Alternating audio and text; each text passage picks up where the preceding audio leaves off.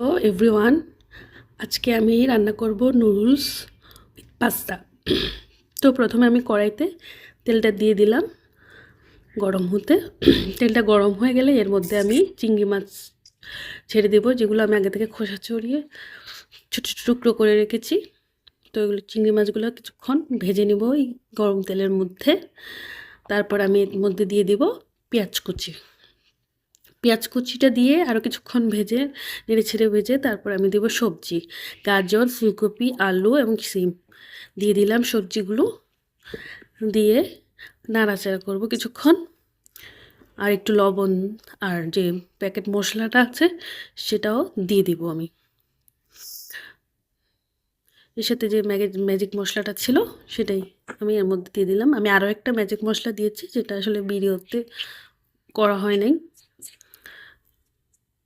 তো নাড়াচাড়া করে ভাজি হয়ে গেছে আমার সবজিটা। এখন এর মধ্যে আমি একটু সস দিয়ে দিব।